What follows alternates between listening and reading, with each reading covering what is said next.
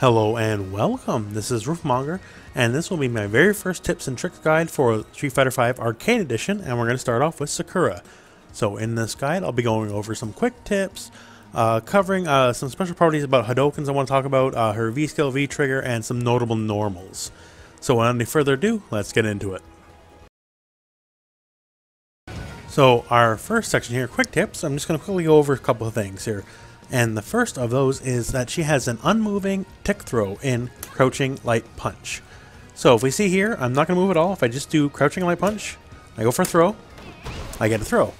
Most of the time tick throws, I have to like do your button, walk forward a smidge, and get your throw. So even on hit, and we'll switch it up here.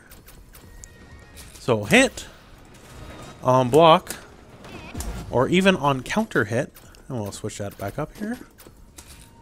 No matter what, she does not need to move for the throw.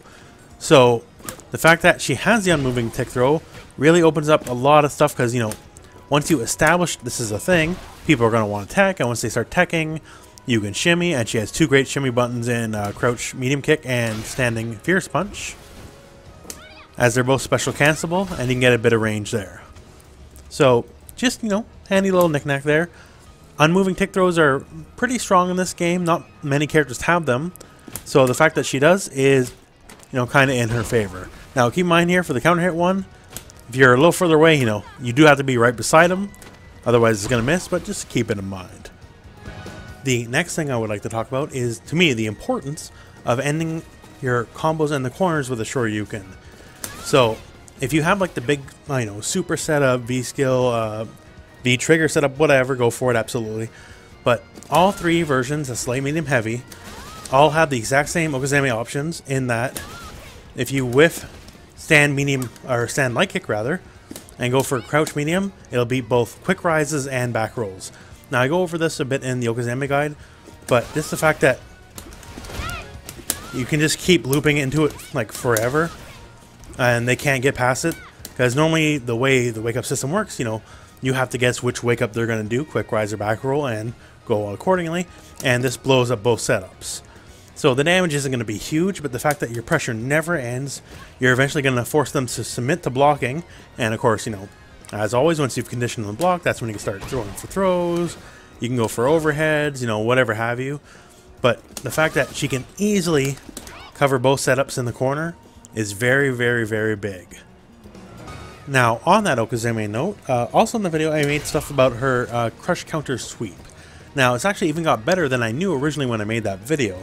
So we do have the setup here where you can like jump forward, you know, dash, and get your stuff going on. But she also has multiple setups, so two more I've discovered since are as follows. One, you can get your knockdown, go for medium kick tatsu, and it'll bring you in. Now, what makes this one handy is, now if we do it a little closer, you can see it can cross up. Now, I was a bit slow there. There we go. So you can see it cross up. Now, around this range-ish is where it becomes ambiguous, where even you won't know what side you're going to land on. So if you don't know what side you're going to land on, how are they, right? Now, with that in mind, I would suggest necessarily not going for a counter hit combo, because, you know, if you don't know what side, to give you a little more time just to make sure you got this going on, because that's a combo either way. Counter hit or not, just, you know, so you don't mess up your own combo, mess up your own opportunity. But that one in mind, so same deal here. A throw also works. And also, the other one I know is this. So we dash forward, LK Tatsu, and definitely cross up. And we get our hit. So the throw, not so much. If you want the throw, you're going to have to do the medium kick Tatsu version. Because just when the slight differences of frame, this one, the dash forward light kick version does not work. Just because the frame difference, just a couple of keyframes, can throw everything off, right? But, so now on top of the ones shown in the Okazame guide, that's two more. So you can crush counter sweep, medium kick, tatsu, into either stand medium punch or a throw, or dash forward, light kick tatsu, into medium punch. Next up, I would like to talk about jumping medium punch. Now, much like our hero, Ryu, set our guy to jump here. The jumping medium punch has a bit of a juggle factor to it. So we can do it, land, and we get a bit of a juggle. So two main uses here I find is you can either go for it right away and go for Tatsu and you get a decent little chunk of damage. Certainly much more if you just went for a more traditional anti-air. And depending on the angle you catch them at, you can actually get a little sassy with what you can get. So let's try this right here. There we go. So that's a decent little chunk of damage for an anti-air. So once again, that was the jumping medium punch, light kick Tatsu, and EX Shoryuken. Now, this is very dependent on where they are in the air. So if they're going to be scraping off the ground, you know, watch out. It's going to be difficult to get. But it is, you know, handy to know. If you played any like Chun-Li or Vega, you might be very used to eating people in the air to anti-air them. This move is fairly quick and it's got a decent startup. So there's all manner of things you can do to hit them, and you'll get much more damage than a traditional anti-air. Now, this one might seem kind of basic, but I find it, you know, kind of very important personally, and that's just walking around. Sakura is obviously, you know, very much a faster character than most, but what she has that's rarer in this game, a lot of characters have a faster forward walk speed, and that's fine, but very few characters have a fast back walk speed. So back walk and forward walking speeds are completely separate things in this game. And most characters, well, all characters definitely walk faster than they can forwards than they can backwards. But for the most part, characters generally, unless they're very slow, if a character has a fast forward walk, like say a Jury can walk forward very fast, but she walks backwards not very fast at all. So I don't have the numbers in front of me on this one, but just even by eyeballing it, I say she has to have like the second or third fastest walk speed in the game. Vega has the fastest, and currently Cammy has the second fastest walk speed backwards in the game. And, well, maybe not quite as fast as a Vega. The fact that it goes very quick is a very big deal. So gaining space, obviously, Street Fighter is all about space. And your walk speed is very critical in that juncture. And Sakura's got one of the better walk speeds overall in the game. The next thing I'd like to talk about is her fireball game. So, like, you know, many of the Shoto style characters, she has fireballs. However, her tool of fireballs is not like, you know, a Ryu style tool where it's a big part of your offense and trying to win the game off it. It's very much more like a poking style deal. So first off, that's our light punch fireball. This is our medium punch. Neither of these can even go full screen. The heavy punch will go full screen, but if they walk backwards, it will dissipate. And these moves, all three of them, have a lot more recovery than, say, Ryu or Akuma. So the medium and heavy punch versions specifically have over 50 frames of recovery. So these moves, you need to really watch out what you're just tossing them out at this point, because with that amount of recovery, you're going to be a lot more susceptible to getting like jumped in than a lot of other characters in this game. Now, with that said, she can charge these. The charge versions always go full screen, so that's very handy. Now, no matter which version you charge, the charge version does go full screen. Now, one handy thing with this is you can walk with them a little bit. So, if let's try that one more time here. So you see, I'm there in time to catch it up. And as you saw, I got a bit of a juggle afterwards. So you are juggle okay after. So you can do something like this. And get a juggle after. And say if you're at more reasonable distance, you walk behind a bit, you can at the very least get a heavy punch Shoryuken afterwards. So keep in mind, if these moves connect, you really need to make the most of these juggle points.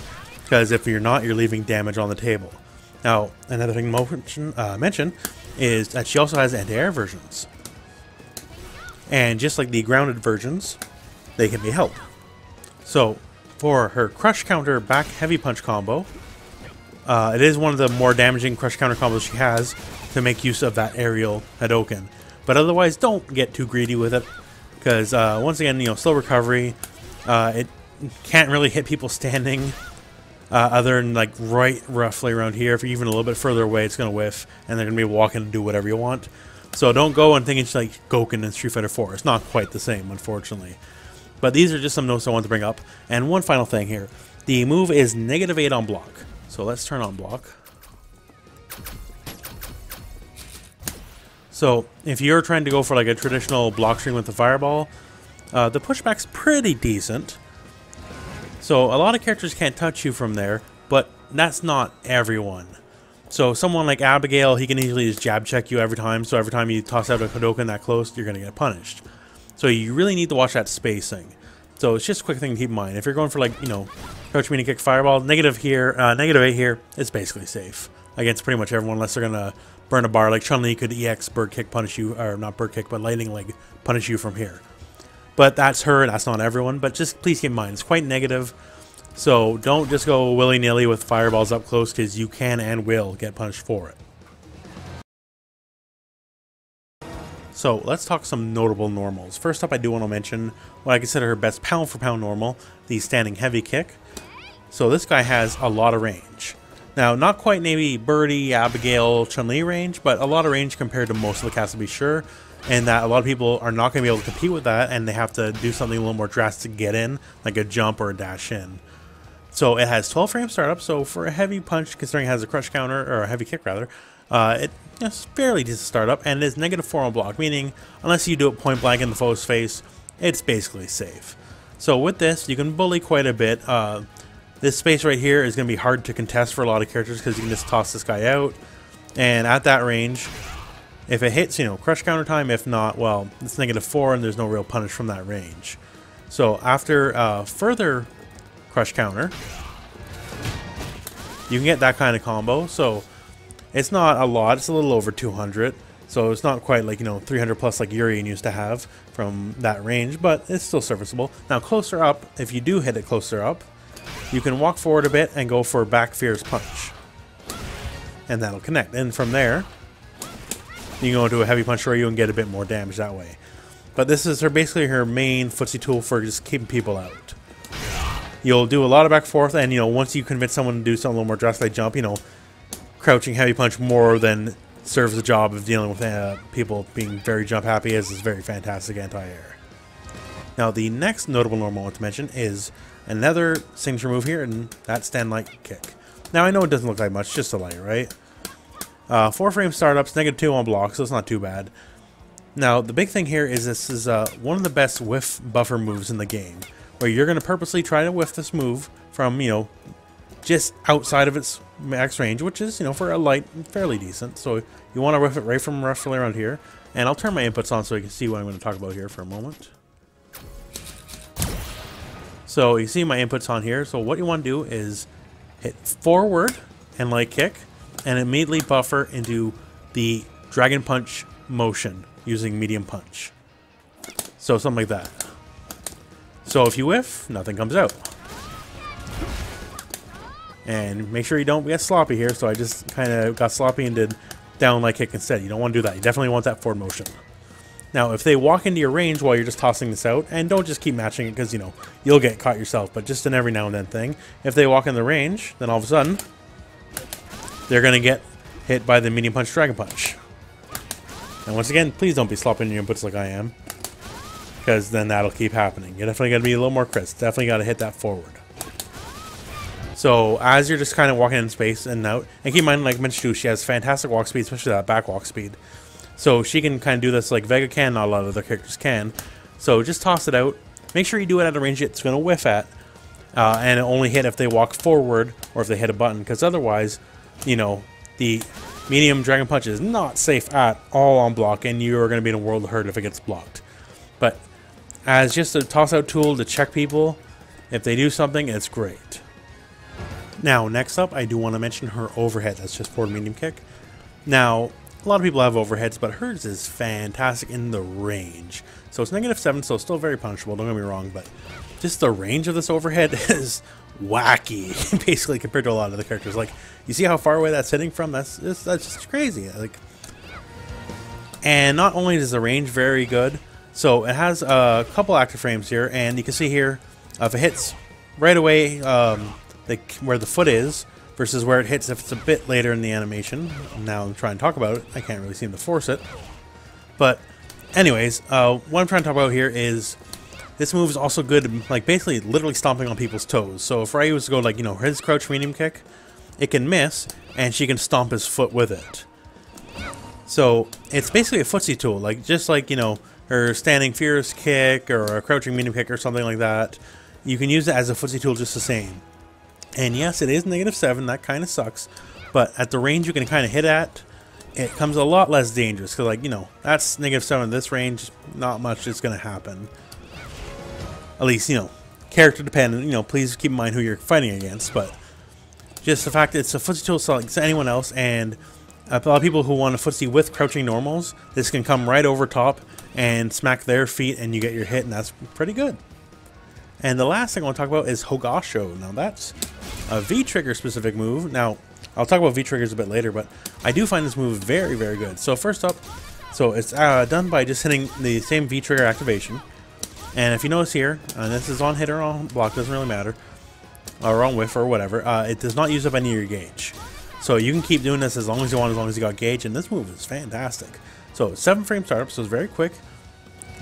It's plus enough to get combos afterwards. So if we do that, we can get a crouch medium, punch, or we can go for a stand lights and do a bit of a combo here, something like this. Something like that. And the real beauty of this guy here is it's plus on block. So it is +2 on block. So if you were to toss out any of your jabs or whatever, you can be very guaranteed and very safe in saying you're going to win out. So if they block this, it's still your turn. Their turn's not happening. Unless they want to do something crazy like invincible reversal. At which point, you know, that's maybe what you're trying to force out at that point. So as long as you have this guy up, the pressure is non-stop. It's very easy to see if you get a hit, and you go hit confirm into a quick little combo. And if not, it's still your turn. You can make them scared to hit a button, at which point, you know, you can go for a throw and overhead once they're scared to hit buttons. It's just fantastic. I'm not as big of a fan of V-Trigger 1 over V-Trigger 2 overall, but to me, this is definitely the best part of V-Trigger 1. Next up, let's talk about the V skill. So on paper, it's pretty simplistic actually. So you V skill and she does a bit of a command jump here. So it is different from her regular jump, slightly shorter to the ground. And from this, she has 3 different options. She can either kick, she can do her punches just like Street Fighter 4, or she can do a command grab. So of these options, the kick's easily the weakest of the 3, at least on paper. So if you hit from the exact furthest range, you can get a combo. So that will combo from there, and then you can go stand jab, stand kick into shoryu or whatever. It's very not safe on blocking. You're gonna die if it gets blocked. It's simple as that. Main use honestly is for V-Trigger 2 combos. The more interesting of the 2 things is this. So the punch. Now the punch, and let's set a block here, and let's turn on the frame data, which is new and I love it. I love having the frame data. So if I do a punch here, depending on where I hit, see I'm flashing blue on my side of the screen. That means I am plus on block. So if this gets blocked, and if you hit a little too far up, you will be negative. But as long as it's not too far up, your plus on block is still your turn. So you hit a button, they hit a button, you're going to win out every time. So this is where the real threat comes from. And now, if we just set this up here to crouch. Now we have the dummy here. He has to stand up the block because this move is an overhead. Now this kind of directly plays into the next part, which is the throw, because the throw can't hit crouchers. Just will miss every time. So if they want to crouch, you can bop them with this. If it hits, you get a nice little 3-hit combo. That's great. And if not, you're plus in their face, but you know they had the block. And once you throw the fear of blocking into them, then all of a sudden, they want to block, they got to start standing. And once they start standing, we can go for the throw. So the throw does not do too much damage. It's respectable. It's not, you know, worthless. You're not going to really get a setup or anything after it, but you know, it keeps people on their toes. One of the main uses here, if you're going to do something like a charge fireball, which is plus on block already, you can kind of set it up. They're going to have very little time to react unless they have something invincible and they're anticipating this exact setup. But overall, her vis skill is alright. It's not going to set the world on fire. It's not a giant part of her game plan like, you know, in Nikali or something. But just keep in mind, the kick's mostly for combos, unless you want to use it to hit from angles that the punches will just straight up miss from. But it's mostly just a 50-50 setup of make sure they fear the punch and they stand block it. So once they start stand blocking it, then you go for the throw. Now onto the V-triggers. The first thing, let's talk about V-trigger 1. So V-trigger 1 buffs her Hadokens. And it also gives her the Hogasho special move, which we talked about earlier. So Hadokens will always go full screen no matter what. They always knock down. Effectively, you can consider it this way. That the... And it's not 1-to-1, but consider it this way, in that the V-trigger Hadouken is basically her charged regular Hadouken without having to hold it. And she can charge the V-trigger Hadouken for 3 hits and advantage on block, just like the regular Hadouken where it can be plus on block. Now, with these said, so these have a lot of juggle points. So you gotta watch your spacing a bit. But if you're closer or not, like, you know, that's pretty easy there. All these moves have juggle points. So depending on where you're at, you do have to space it. I'm not practiced too much with this one because I much prefer V-trigger 2, to be brutally honest with you. But depending on what you got, as long as you get that knockdown, it does have juggle points so you can get a follow-up. So there may be specific setups. So overall, it's mostly... The Hogasho is honestly the main reason you come here, as far as I'm concerned. The Hogasho is a fantastic neutral move. It lets her bully people in the way because you can constantly be plus on block in their face that nothing in their moveset normally lets you do. And the V-trigger Hadoukens are just kind of icing on the cake. So you can do, you know, a nice little combo into something like that. I dropped it, but you get the idea. That would work. I always tend to drop it in these videos, but that's the idea anyways. Now, let's talk about V-trigger 2, and this is honestly infinitely more interesting to me. And I'm a big fan of this version select here. So V-trigger 2, so V-trigger 1 just buffs your fireballs, V-trigger 2 buffs your hurricane kicks, and your shoryukens. So as you just noticed here, the animations are totally different in this mode. So the first thing here, let's just talk about shoryuken. So normally in Street Fighter V, the general rule is, if you want invincibility, you gotta burn a bar. So EX Shoryuken is invincible, but none of the regular Shoryukens are invincible outside of like specific setups where like a Shoryuken could be coded to be anti-air invincible or throw invincible, but no just full invincibility unless you burn a bar. So while in V-trigger 2, all Shoryukens, and they all, the button you press, it doesn't matter anymore, the Shoryuken will be the same all the way. This is full invincible, just like an EX version without having to spend any bar. And now for the Hurricane Kick, same deal. Hurricane Kick is the same no matter what button you press. And it gets a lot more useful because now, like, normally without trigger, like something like stand light kick, which we talked about earlier, this is not a combo. Like, this is not a thing. However, in trigger, all of a sudden that combos. Now, the thing to note here, so if you are in V-trigger 2 and the Hurricane Kick connects, you're allowed to connect that last hit into your V skill. From there, you can go into a kick.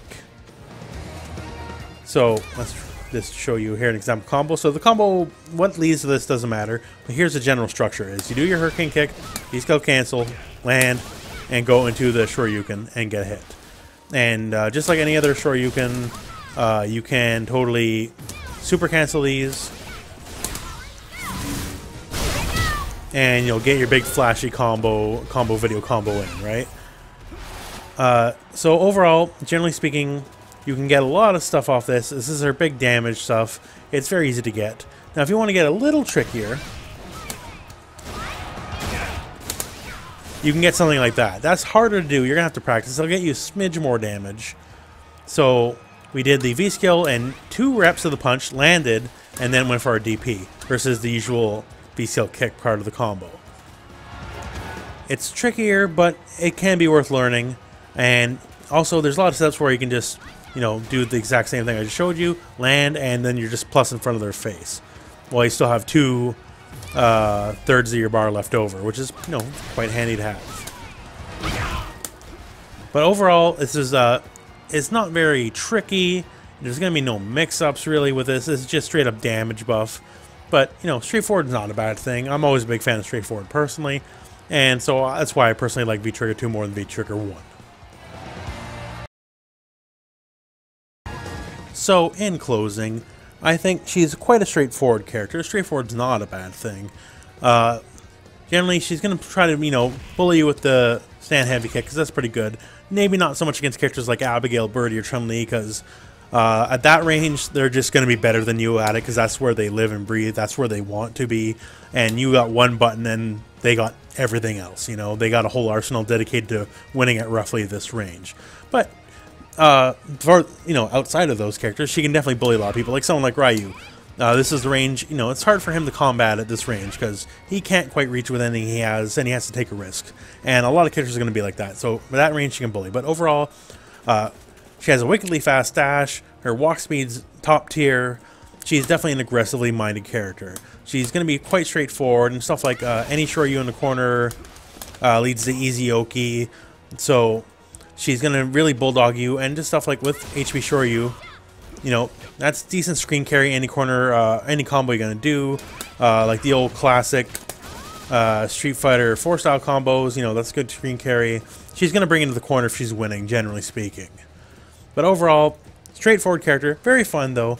She won't be winning with the zoning war, like no Street Fighter 2 do the fireball and then Dragon Punch the fireball. But still, I think her game plan is effective enough in that she's always just going to be very close to you. And, you know, not too much you can do about it. But overall, that's my opinion on her at the moment anyways. Thank you very much for watching. I hope this video found you well. Go out and play some Street Fighter.